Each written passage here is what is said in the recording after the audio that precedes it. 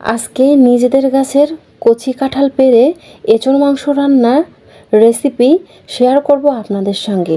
সত্যি অসাধারণ লাগে এই রেসিপিটা।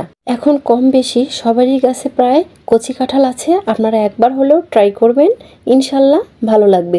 চলুন তাহলে কথা না বাড়ি রেসিপিতে চলে যাই।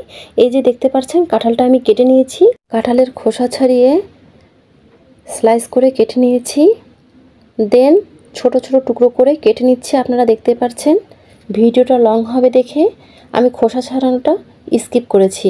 এখন এর মধ্যে অ্যাড করে দিলাম কিছুটা লবণ, অ্যাড করে দেব কিছুটা হলুদ, দিয়ে মেখে নিলাম। এখন চুলায় একটি প্যান বসিয়ে পরিমাণ মতো তেল দিয়ে দিয়েছি। এখন কাঁঠালের টুকরোগুলো আমি দিয়ে দিচ্ছি, দিয়ে হালকা করে এগুলো উল্টিয়ে পাল্টিয়ে আমি ভেজে নিব।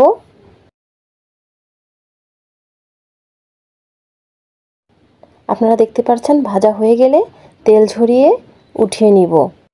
একই প্রসেসে সবগুলো কাঁঠাল আমি ভেজে নিয়েছি। আপনারা দেখতেই পাচ্ছেন সবগুলো কাঁঠাল আমার ভেজে নেওয়া হয়ে গিয়েছে। এ পর্যায়ে আমি চিকেন নিয়েছি, এখানে চিকেনের মধ্যে লবণ আর হলুদ দিয়ে মেখে নিলাম। এরপর ওই তেলের মধ্যেই আমি চিকেনটাও ভেজে নিব হালকা করে।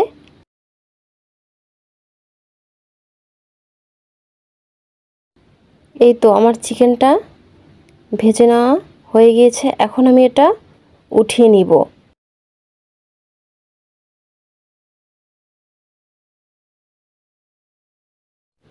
এই তো আমার কাঁঠাল চিকেন ভেজে নেওয়া হয়ে গিয়েছে। চুলায় একটি প্যান বসিয়ে দিলাম, তাতে পরিমাণ মতো তেল দিয়ে দিয়েছি, তাতে তেজপাতা, দারুচিনি, 1 কাপ পেঁয়াজ দিয়ে দিলাম, সামান্য একটু ভেজে নিব। এ পর্যায়ে অ্যাড করে দিব হাফ চামচ হলুদের গুঁড়ো, 1 চামচ মরিচের গুঁড়ো, এ পর্যায়ে অ্যাড করে দিলাম আদা রসুন পেস্ট 1.5 চামচের মতো, দিয়ে দিলাম পরিমাণ মতো লবণ, দিয়ে আবারও মশলাটা ভালোভাবে কষিয়ে নিব।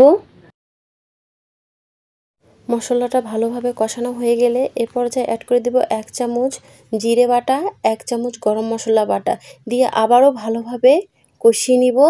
দেন আমার মশলাটা কষানো হয়ে গেলে কাঁঠালটা যে ভেজে রেখেছিলাম সেটা অ্যাড করে দিলাম, আপনারা দেখতেই পাচ্ছেন, দিয়ে এটা একটু সময় নিয়ে ভালোভাবে কষিয়ে নিব।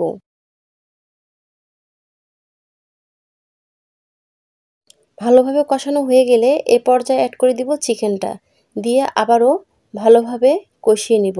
এই কাজটা একটু সময় নিয়ে করতে হবে।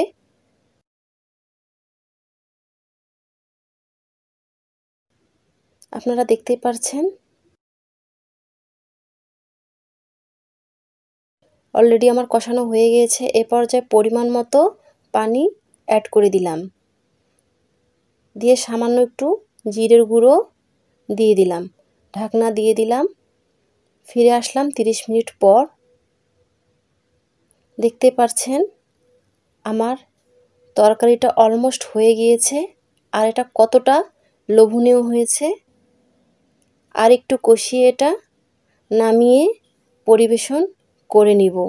তো গাইস, রেডি হয়ে গেল আমার এঁচোড় চিকেন। এটা একবার হলেও ট্রাই করবেন, ইনশাল্লাহ ভালো লাগবে। এটা দেখতে যেমন লোভনীয়, খেতে দুর্দান্ত মজাদার।